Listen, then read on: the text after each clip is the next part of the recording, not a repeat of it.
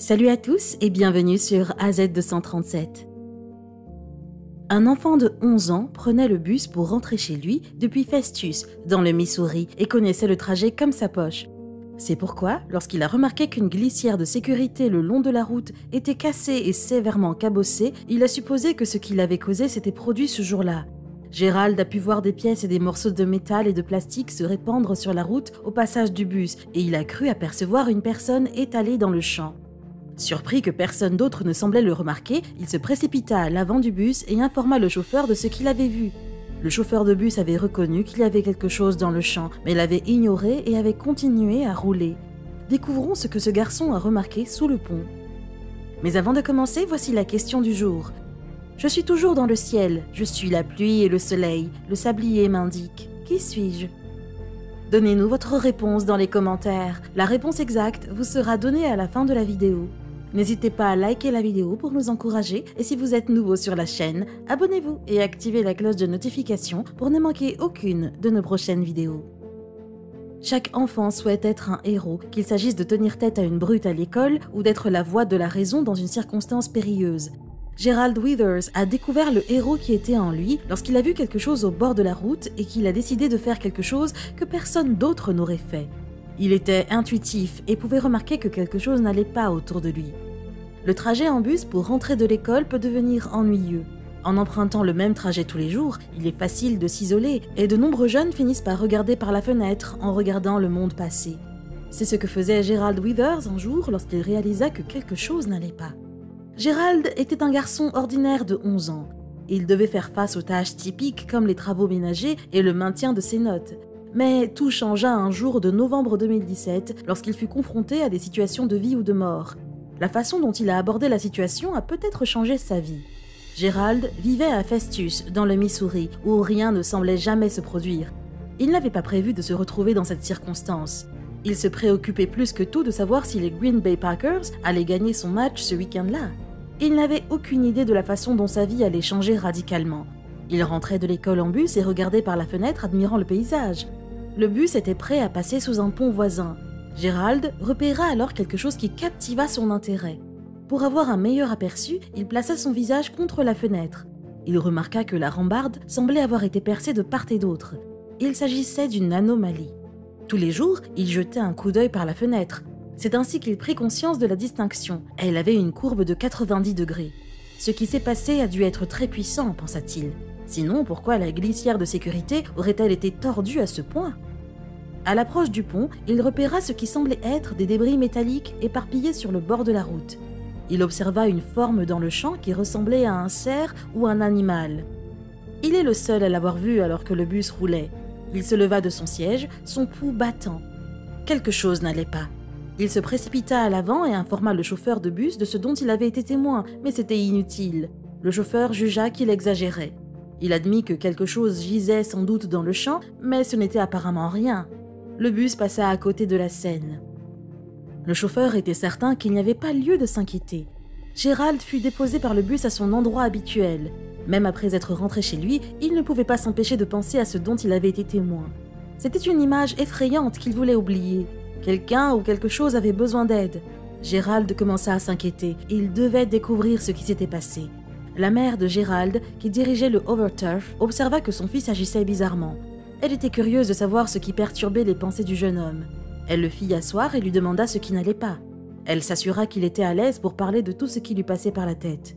Gerald lui raconta ce qu'il avait vu par la fenêtre du bus.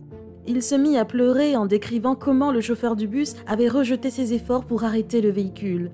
Sa mère remarqua à quel point son enfant était sérieux et préoccupé lorsqu'il décrivait ce dont il avait été témoin sur le chemin du retour de l'école. Gerald se dit inquiet que le pire se soit produit et demanda s'il pouvait être utile. Brandy était bien consciente que, même si les enfants ont une imagination débordante, Gerald était très sérieux et elle le savait. Elle pensait qu'il avait vu quelque chose d'alarmant et elle voulait apaiser ses craintes.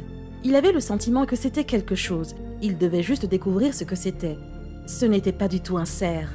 Gerald et Brandy montèrent dans leur véhicule. Il informa sa mère qu'il croyait avoir vu une balustrade cassée, de la ferraille dans une forme énigmatique. Il était de plus en plus agité alors qu'il roulait sur l'autoroute. Il commença à se poser des questions sur le chemin. Avait-il vu quelque chose ? Et si tout cela n'avait servi à rien ?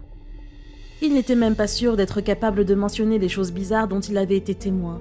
Elle remarqua alors la glissière de sécurité endommagée qui approchait au loin. Il avait raison. Ils sont sortis de la voiture et se sont rendus sur la route où ils ont vérifié la glissière de sécurité tordue. Lorsque Gérald a remarqué quelque chose dans un fossé au loin, ils ont descendu un chemin escarpé dans la zone. C'est alors qu'ils ont vu quelque chose de terrifiant.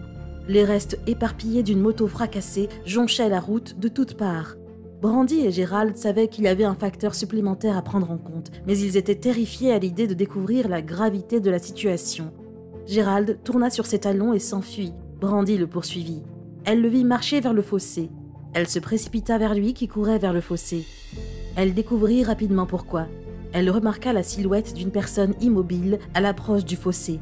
Elle ne voulait pas que son enfant soit hanté par le souvenir d'un événement odieux. Elle envisagea de le protéger du motard qui portait un casque mais ne semblait pas bouger. Gérald, lui, agit rapidement.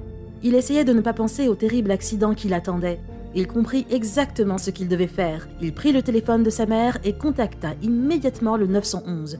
Gérald et Brandy furent surpris de constater que le cycliste était encore en vie lorsque les ambulanciers sont arrivés sur les lieux. Cependant, il respirait difficilement. Ils ont pu identifier le motard comme étant Billy McMahon. Dans l'espoir de lui sauver la vie, l'ambulance l'emmena d'urgence à l'hôpital. Le grand-père de Gérald, Bob, était lui-même un motard passionné. Ce soir-là, il essaya de consoler Gérald. Alors qu'ils attendaient des nouvelles de l'hôpital, il était clair que Gérald avait fait tout ce qu'il pouvait. Un appel téléphonique coupa Bob au milieu de sa phrase. L'hôpital informa Gérald que Billy survivrait. Ils ont prédit qu'il se rétablirait complètement. Gérald apprit également que sans son dévouement et ses efforts de recherche, Billy serait mort pour diverses raisons. Le bus scolaire de Gérald avait croisé le motocycliste déchu pour la première fois. Il était resté couché dans le fossé pendant plusieurs heures. Billy serait mort si Gérald et sa mère n'étaient pas revenus pour vérifier. Heureusement, Gérald était arrivé à temps. C'est insensé de considérer cela. Il aurait pu périr, donc le fait qu'il soit encore en vie est plutôt une chance grâce à la persévérance de Gérald et à son bon instinct intuitif. Les choses auraient pu être pires. Avec cela en tête, la municipalité a voulu récompenser Gérald pour ses efforts. Ils se sont réunis et ont imaginé une surprise afin d'exprimer leur gratitude au garçon de 11 ans devenu un héros local. Un inconnu appelé Rob Bays offrit même à Gérald des billets pour un match des St. Louis Cardinals. C'était une façon de montrer sa gratitude infinie envers le garçon.